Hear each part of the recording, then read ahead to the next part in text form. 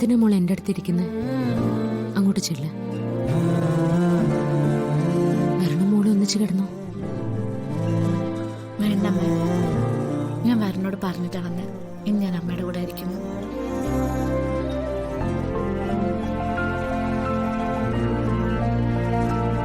ഈ സ്നേഹം ഞാൻ അനുഭവിക്കാൻ തുടങ്ങിയിട്ട് കുറച്ചു നാളെ ആയിട്ടുള്ളൂ.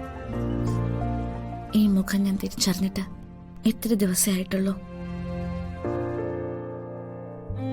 അമ്മയ്ക്ക് എന്തെങ്കിലും സംഭവിച്ചാ എനിക്ക് താങ്ങാൻ പറ്റില്ല. ഞാൻ അമ്മയുടെ കൂടെ ഒന്നിച്ചുണ്ടാവുമ്പോ ആര് വേണേലും വന്നോട്ടെ. അവർ കൊല്ലുകയാണെങ്കിൽ നമുക്ക് രണ്ടുപേർക്കും ഒന്നിച്ചങ്ങ് തീരല്ലോ. എന്തൊക്കെയാ നീ പറയുന്നത്? ഒരു തമാശയ്ക്ക് പോലും അങ്ങനെയൊന്നും പറയാൻ പാടില്ല. ഞാൻ മാത്രമാണോ ഉള്ളത്? എന്നെ കണ്ടെത്താത്ത ദിവസം പോലും ചേർത്ത് പിടിച്ച് വരണില്ലേ?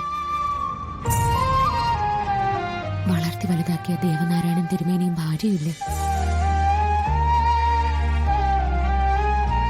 മോളെ ഒരിക്കൽ കൈനീട്ടി സ്വീകരിച്ച കണിമംഗലത്തുകാരില്ലേ? അവരെയൊക്കെ അങ്ങ് മറന്നു കളയോ? അമ്മ, അത് ആരും മരിക്കുന്നതിനെ കുറിച്ചൊന്നും ചിന്തിക്കണ്ട. പിന്നെ ഇപ്പൊ ഒരാള് വന്ന് കയറിയത്. അങ്ങനെ എത്രയോ തവണ മരണത്തിന്റെ മുഖത്തുനിന്ന് അമ്മ രക്ഷപ്പെട്ടിട്ടുണ്ട്. എനിക്ക് നല്ല ധൈര്യമുണ്ട് കുട്ടി.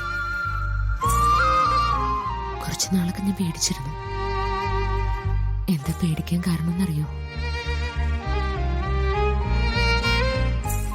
നിന്റെ മുഖം ഒന്ന് കാണാതെ, നിന്റെ വളർച്ച അറിയാതെ ഞാൻ ഇല്ലാണ്ടായി പോകുമെന്നുള്ള പേടി. അമ്മ, വേറെ ഒന്നും എന്നെ തൊട്ട് തീണ്ടിയിട്ടില്ല ഒരിക്കലും. മതി കൊലപാതകളെ കുറിച്ചും മരണത്തെക്കുറിച്ചൊക്കെ ഉള്ള ചർച്ച. അമ്മ എപ്പോ പുറത്തു പോകുമ്പോഴും ഒരുപാട് ശ്രദ്ധിക്കണം. അബദ്ധങ്ങളൊന്നും നമ്മുടെ ഭാഗത്തുനിന്ന് വരരുത്. അത് തന്നെ അമ്മയ്ക്ക് മോളോടും പറയാനുള്ളത്. അമ്മയുടെ അവസാനം വരെ അമ്മയുടെ കൂടെ മോളുണ്ടാവണം.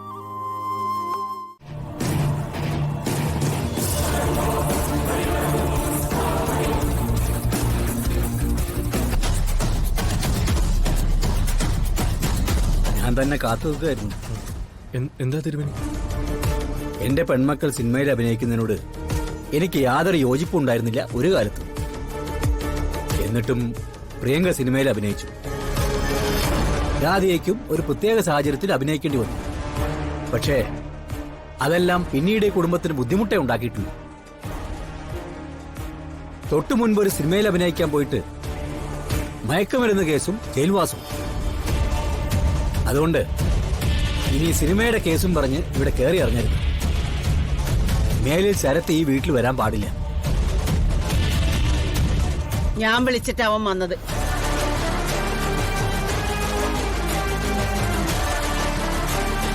അമ്മേ, ദേവേട്ടൻ സംസാരിക്കല്ലേ? സംസാരിച്ച് തീരുന്നത് വരെ ഞാൻ കാത്തു നിൽക്കണമെന്ന് നിർബന്ധമുണ്ടോ? ഞാനും പ്രിയങ്ക ഒരു സിനിമ പിടിക്കാൻ പോവാ. അതിന്റെ കാര്യങ്ങൾക്കാ ഇവൻ ഇവിടെ വരുന്നേ. അതിനിപ്പോ നീ വിലക്കിയാലും അവനിവിടെ വരും.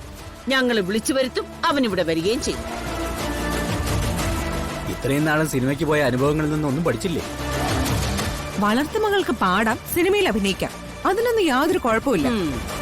ഞാൻ ഏതെങ്കിലും രീതിയിൽ ഒന്ന് ഫേമസ് ആയ അത് വലിയ ബുദ്ധിമുട്ടാ അല്ലേ? നീ ഫേമസ് ആവുന്നത് സിനിമയിൽ അഭിനയിച്ചിട്ടല്ലോ, പോലീസ് സ്റ്റേഷനിൽ കയറി ഇറങ്ങിയും ജയിലിൽ കിടന്നിട്ടും ഒക്കെ അല്ലേ? മതി മതി. ഈ പറഞ്ഞ പോലീസ് സ്റ്റേഷനും കോടതിയും ഒന്നും കാണാത്തതല്ല രാധിക എന്ന് പറയുന്ന വളർത്തുമകള്. എന്നിട്ട് ഇവിടെ കയറി വന്നപ്പോ വരണ്ടാന്ന് നിങ്ങൾ രണ്ടുപേരും പറഞ്ഞിട്ടുണ്ടോ? ആറ്റുവാശ്ശേരിയുടെ പടി വിലക്കിയിട്ടുണ്ടോ? അപ്പോഴേ ഇതും വിലക്കണ്ട.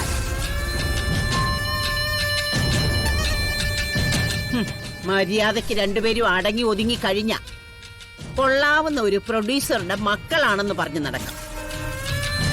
അതിനാരാ പ്രൊഡ്യൂസർ? അമ്മയോ? എന്തേ, നിനക്ക് പിടിച്ചില്ലേ?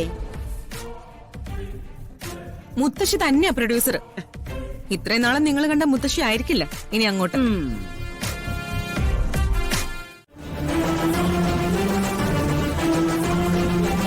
സർ, വരുൺ, ഇതിപ്പോ ശ്യാമ മേഡത്തിന്റെ ശത്രുക്കൾ എന്ന് പറയാൻ പറ്റില്ല.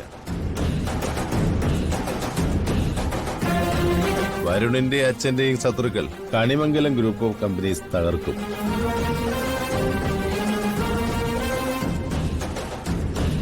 കൃത്യസമയത്ത് നിങ്ങൾക്ക് സഹായമായി ശ്യാമ മേഡം വരുന്നു. ഒടുവിൽ ശ്യാമ മേഡത്തിനെ കൊല്ലാനുള്ള ശ്രമം.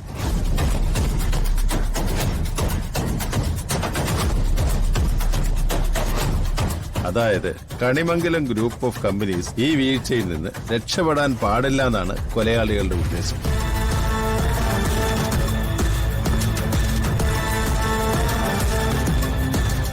ആ മാർഗമാണ് അവർ തടയാൻ ശ്രമിച്ചത്. സോ പ്രധാനമായിട്ട് സൂക്ഷിക്കേണ്ടത് കണിമംഗലത്തുകാരാണ്. തന്റെ അച്ഛനും ഏട്ടനും ഒക്കെ ഒരു മുന്നറിയിപ്പ് കൊടുത്തേക്ക്.